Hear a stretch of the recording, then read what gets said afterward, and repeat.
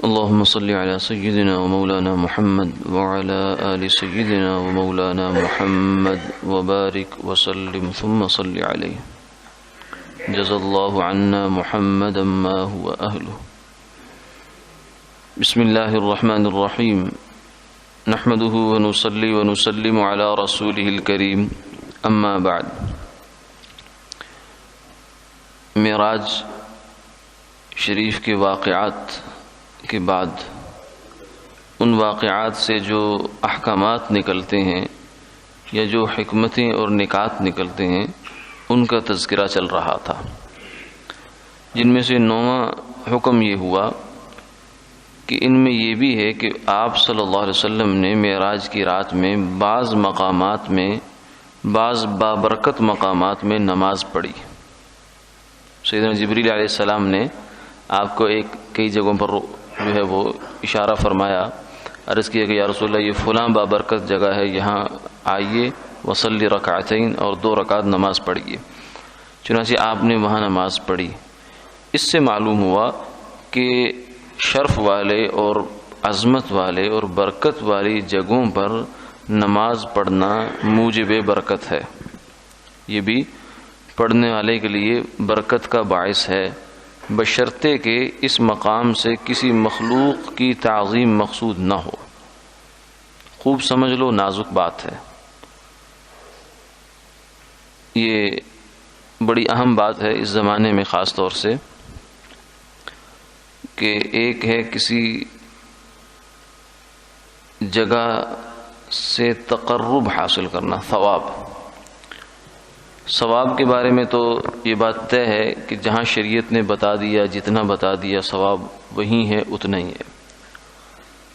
اور دنیا میں 3 جگہیں ایسی ہیں کہ جن کے بارے میں یہ اصول شریعت مطہرہ نے بیان فرمایا کہ وہاں عمل کا ثواب دوسری جگہوں کی نسبت زیادہ ہے. جگہوں کے اندر جن میں سے ایک مسجد حرام ہے، دوسری مسجد نبوی علی صاحبہ الف الف تحیہ ہے، اور تیسری مسجد اقصی ہے، اور چوتھی ایک حدیث کی روح سے مسجد قباء ہے. تو یہ 3 یا 4 جگہیں ایسی ہیں کہ جن کے بارے میں شریعت مطہرہ نے بہت واضح طور سے بتا دیا کہ یہاں نماز کا یا عمل کا ثواب دوسری جگہوں سے زیادہ ہے. تو اس لیے فرمایا کہ ان 3 جگہوں کے علاوہ باقی کسی جگہ کے لیے قصد نہ کرو، یعنی ثواب کی نیت سے زیادہ ثواب کی نیت لے کر وہاں نہ جاؤ. ہم ویسے تمہیں اپنے کسی غرض سے جانا ہے، کسی کام سے جانا ہے تو چلے جاؤ. جیسے مثلا ہمارے یہاں پاکستان میں فیصل مسجد ہے، بادشاہی مسجد ہے، تو اگر کوئی ویسے دیکھنے کے لیے جائے یا کھلی مسجد ہے، چلو میں وہاں جا کے عید کی نماز پڑھتا ہوں یا جمعے کی نماز پڑھتا ہوں، تو چلا جائے. لیکن یہ نیت لے کر نہ جائے کہ وہاں ثواب زیادہ ہوتا ہے. ثواب ایک محلے کی مسجد میں اور وہاں کی مسجد میں نماز کا ثواب برابر ہے. ہاں، نمازی کے کسی اخلاص کی وجہ سے، اس کی برکت کی وجہ سے یا کسی اور وجہ سے اس کی نماز میں ثواب زیادہ ہو تو ہو، ورنہ اس جگہ کا کوئی دخل نہیں ہے ثواب کے زیادہ ہونے میں. تو اس لیے ثواب کی نیت لے کر کسی جگہ میں جانا یہ تو سوائے 3 یا 4 جگہوں کے اور جائز ہی نہیں ہے، کیونکہ حدیث پاک میں منع آیا لا تشد الرحال الا الى 3 مساجد، کہ 3 مسجدوں کی طرف کجاوے کسے جائیں، یعنی سفر کر کے جایا جائے، جانا پڑے تو جایا جائے، لیکن اس کے علاوہ باقی جگہوں پر صرف ثواب کی نیت سے نہیں جانا. ہاں، کسی اور نیت سے اگر جانا ہو تو جا سکتے ہیں. ان میں سے ایک نیت برکت کی نیت بھی ہے، یعنی ایسی جگہیں کہ جہاں نیک لوگوں کا قیام ہوا، جہاں نیک لوگوں نے کوئی نیک عمل کیے، جہاں ان کی کوئی یادیں وابستہ ہیں جن جگہوں کے ساتھ، وہاں جانا اور ان جگہوں میں برکت کے حاصل کرنے کی نیت لے کر جانا یہ جائز ہے. جیسے مثلا غار حرا ہے، غار ثور ہے، مکہ مکرمہ میں 2 مقامات ہیں، یا مدینہ منورہ کی بہت ساری زیارات کی جگہیں ہیں جن کو زیارات کہتے ہیں، میدان بدر ہے، میدان احد ہے. تو یہ جگہیں ایسی ہیں کہ جہاں ثواب کی نیت لے کر جانے کی کوئی ضرورت نہیں ہے. ثواب تو آپ کو مسجد نبوی میں، مسجد حرام میں نماز پڑھنے کا زیادہ ہوگا.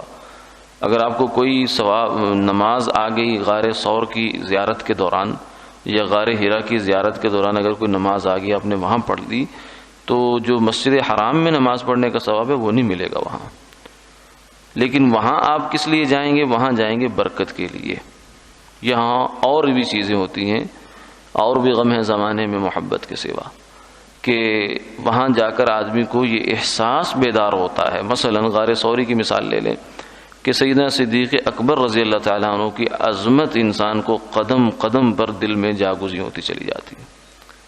اب یہ جو احساس ہے وہ آپ کو یہاں مسجد حرام میں بیٹھ کر نہیں مل سکتا، وہ وہاں جانے سے ملے گا. اور اس غار ثور کو پھر دیکھنا، پھر اللہ کی قدرت کی نشانی کا مشاہدہ کرنا کہ اللہ نے کیسے اپنی قدرت ظاہر کی اور ان کی آنکھوں پر کیسے پردہ ڈال دیا، یہ جو ساری ایک احساسات کا ایک سلسلہ ہے وہ وہاں جائے بغیر نہیں ہو سکتا. اور وہ بھی ایک مطلوب چیز ہے، یعنی اللہ کی محبت، اللہ کے رسول کی محبت اور ان کے ماننے والوں کی محبت، صحابہ اکرام کی محبت، اہل بیت کی محبت، نیک لوگوں کی محبت، یہ تو مانگی گئی ہے. اللہم انی اسألک حبک وحب من یحبک وحب عمل یبلغنی الی حبک. تو یہ محبت وہاں جا کر تازہ ہو جاتی ہے انسان کی، یا پیدا ہو جاتی ہے، یا بڑھ جاتی ہے، یا تازہ ہو جاتی ہے. تو ان جگہوں پر اگر جانا ہو تو اس نیت سے جانا چاہیے، اور اس نیت سے جانے میں کوئی اشکال کی بات نہیں ہے. بعض حضرات سمجھتے ہیں کہ ان جگہوں پر جانا یہ بذات خود کوئی شرک کی بات ہے. نہیں، شرک کی بات نہیں ہے. ہاں اگر کوئی یہ خیال کر کے جائے گا کہ مسجد حرام کی نماز سے زیادہ مجھے ثواب ملے گا غار ثور پر نماز پڑھنے میں، تو یہ غلط بات ہوگی. اس کا شریعت نے اس کو اختیار نہیں دیا، کیونکہ وہ سرکار دو عالم صلی اللہ علیہ وسلم نے ثواب کے بارے میں جو چیز بتانی تھی وہ بتا دی. اب ہم اپنے پاس سے کسی جگہ کا ثواب نہ کم کر سکتے ہیں نہ بڑھا سکتے ہیں، جگہوں کے ثواب طے کر دیے گئے. تو یہ برکت والی جگہ ہوتی ہیں، ان جگہوں پر برکت کے لیے جاتے ہیں، تبرک کے لیے جاتے ہیں، تقرب کے لیے نہیں جاتے. علمی تعبیر میں اگر یوں کہا جائے کہ کچھ حضرات کو یہ شبہ لگتا ہے کہ وہ سمجھتے ہیں کہ شاید یہاں لوگ تقرب کے لیے جاتے ہیں، یعنی اللہ کا قرب حاصل کرنے کے لیے جا رہے ہیں. اور قرب تو ثواب کی چیز ہے، تو قرب حاصل کرنے کے لیے کوئی نہیں جاتا، نہ وہاں جانا چاہیے. ہاں اگر کوئی جاتا ہے تو غلط بات کرتا ہے. ہاں برکت کے حصول کے لیے وہاں جانا چاہیں تو جا سکتے ہیں. اور وہ اس چیز سے ثابت بھی ہے کہ سرکار دو عالم صلی اللہ علیہ وسلم کو حضرت جبریل علیہ السلام نے ان جگہوں پر جو بابرکت ہیں وہاں جا کر نماز پڑھنے کا حکم فرمایا کہ آپ یہاں نماز پڑھیں. اسی لیے سیدنا عمر بن عبدالعزیز رحمہ اللہ تعالی جو کہ تابعین میں سے ہیں، انہوں نے جب وہ مدینہ منورہ کے خلیفہ بننے سے پہلے وہ مدینہ منورہ کے گورنر رہے، عامل رہے، تو انہوں نے معلوم کروا کر صحابہ سے اور دیگر ذرائع سے جہاں سے بھی ان کو معلوم ہوا، مسجد مدینہ منورہ میں جن جن جگہوں پر انہیں سرکار دو عالم صلی اللہ علیہ وسلم کے نماز پڑھنے کا علم ہوا کہ یہاں آپ نے نماز پڑھی ہے، چاہے 2 رکعت ہی پڑھی ہو، کسی باغ میں پڑھی تھی یا کسی پہاڑ کی جو ہے وہ کھو میں پڑھی یا چوٹی پر پڑھی یا جنگ کے میدان میں پڑھی، موقع پر پڑھی، غزوہ خندق کے موقع پر پڑھی، غزوہ احد کے موقع پر پڑھی، جہاں جہاں بھی آپ نے نماز ادا فرمائی ہے، سیدنا عمر بن عبدالعزیز رحمہ اللہ نے وہاں مدینہ منورہ میں مسجدیں بنا دی تھی، چھوٹی چھوٹی. ابھی بھی ان میں سے کچھ مساجد کے آثار باقی ہیں. اور یہ گویا کہ ایک اصول سامنے آ گیا کہ یہ جگہیں ہیں جہاں سرکار دو عالم صلی اللہ علیہ وسلم کے قدم لگے ہیں اور آپ نے نماز ادا فرمائی ہے، تو یہاں مسلمان آئیں تو آ کر وہ بھی نماز ادا کریں، تاکہ اس عمل کی ایک تو حکایت ہو جائے، مشابہت ہو جائے جو آپ صلی اللہ علیہ وسلم نے معراج کی رات میں کیا، اور دوسرے ان کو یہاں سے برکت بھی حاصل ہو جائے. اگر یہ کوئی چیز بدعت ہوتی تو خیر القرون میں ایسا کام نہ ہوتا، مدینہ منورہ کے جیسی جگہوں پر یہ کام نہ ہوتا. اگر خدا نخواستہ یہ مسجد بنانا ایسی جگہوں پر بدعت ہوتی تو اس زمانے میں ابھی جو ہے وہ صحابہ بھی موجود تھے، کیونکہ صحابہ جو ہے وہ 100 ہجری کے تک رہے ہیں، اس کے بعد تک بھی رہے ہیں، اور تابعین تو بہرحال تھے ہی تھے. اسے خیر القرون کا زمانہ کہتے ہیں، بہترین زمانہ کہ جس میں جو عمل ہوا اور مسلمانوں کے سامنے آ گیا، کسی نے اس کی تردید نہیں کی، تو وہ عمل ایک حجت بن جاتا ہے. اسی کو کہتے ہیں خیر القرون کا تعامل حجت ہے. تو سیدنا عمر بن عبدالعزیز رحمہ اللہ کا یہ عمل بھی ہے، اور بعد میں پھر امت کے جو علماء، فقہاء اور محدثین ہیں ان کی بھی یہ چیز ثابت ہے جو یہاں فرمایا. لیکن یہ جگہ فرمایا کہ بشرطے کہ اس مقام سے کسی مخلوق کی تعظیم مقصود نہ ہو، کیونکہ تعظیم صرف اللہ کی ہے. تعظیم کسی مخلوق کی نہیں ہے. ہاں برکت اور محبت آپ کر سکتے ہیں، اس کا اظہار کر سکتے ہیں. فرمایا خوب سمجھ لو نازک بات ہے، یعنی اس بات میں افراط و تفریط ہو جاتا ہے.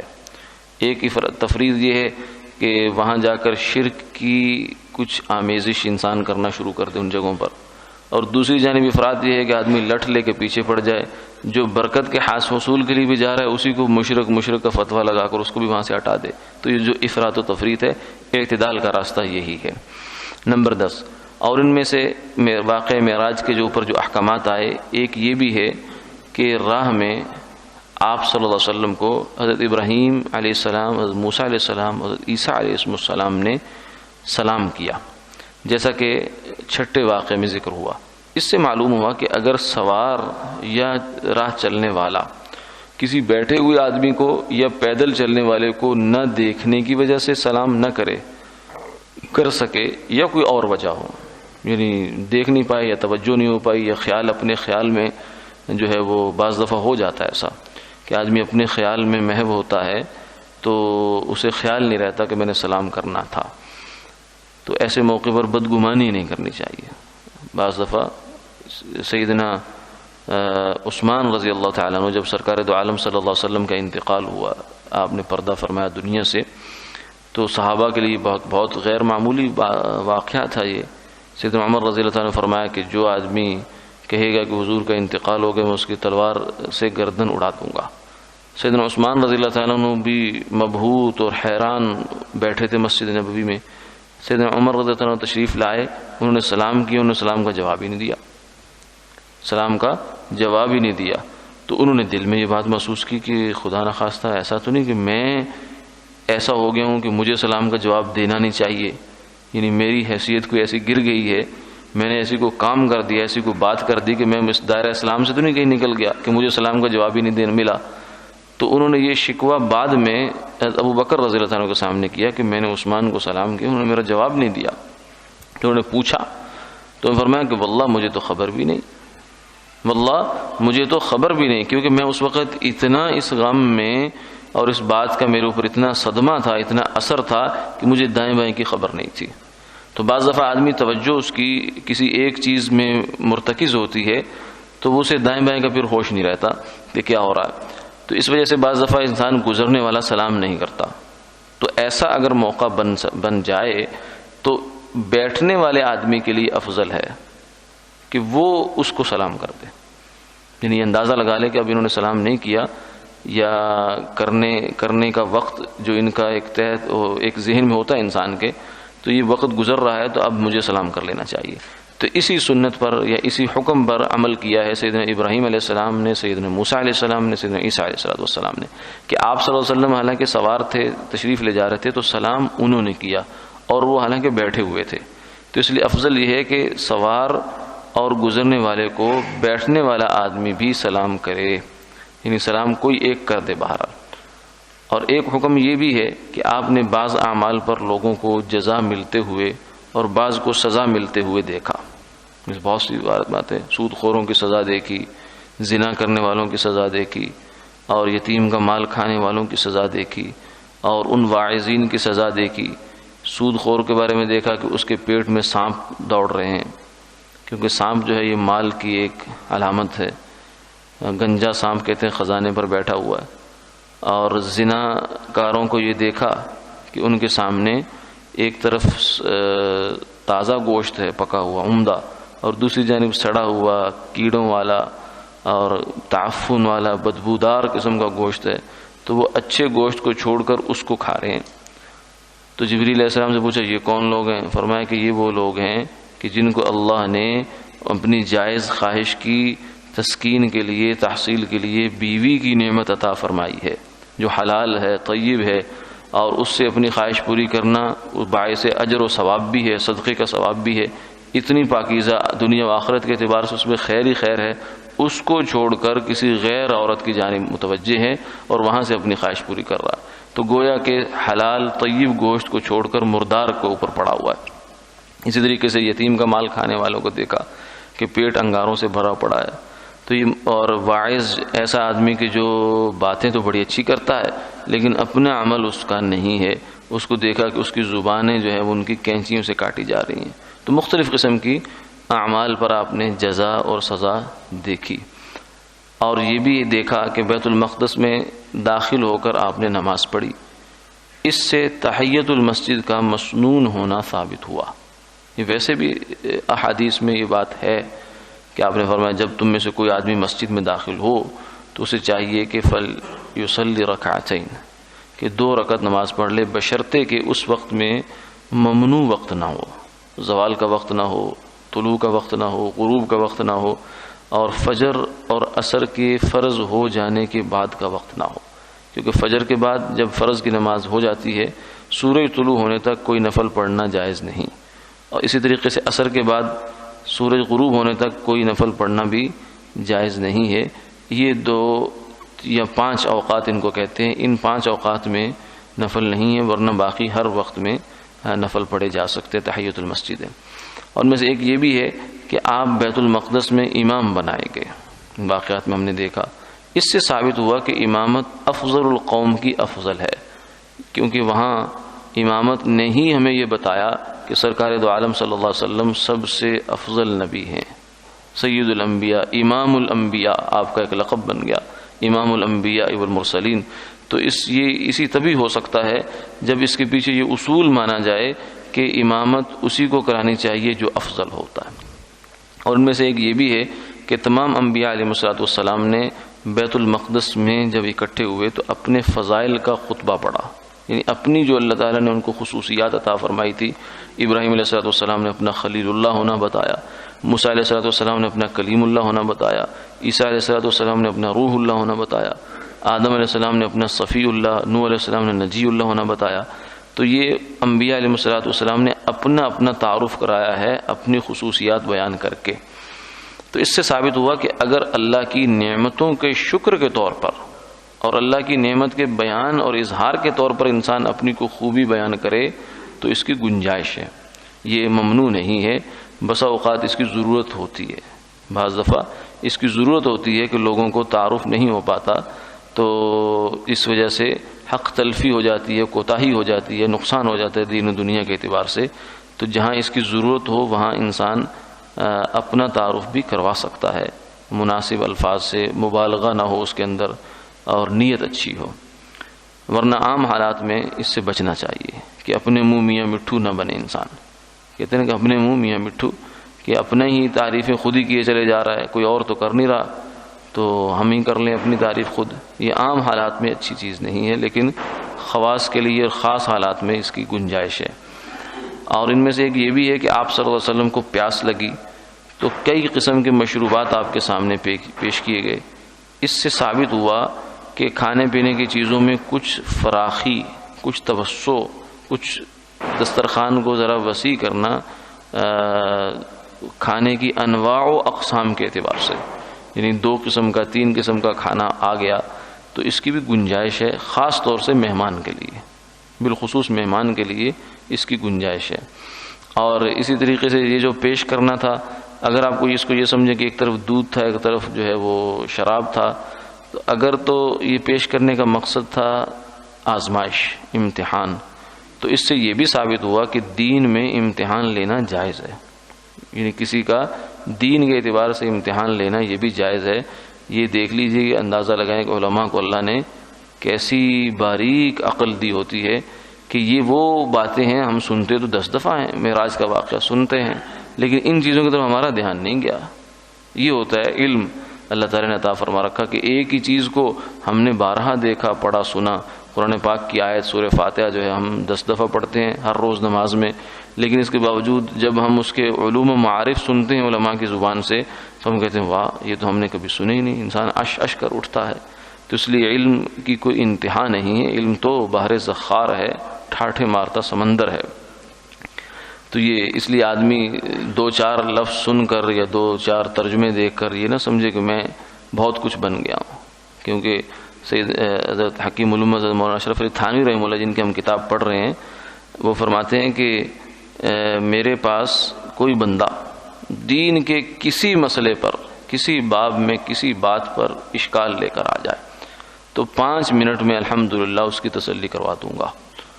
اور فرمایا کہ میں تو طالب علم ہوں، علماء کی بڑی شان ہے. یعنی وہ جو اتنے بڑے بڑے لوگ ہیں وہ بھی اپنے آپ کو طالب علم سمجھتے ہیں، عاجزی ہے.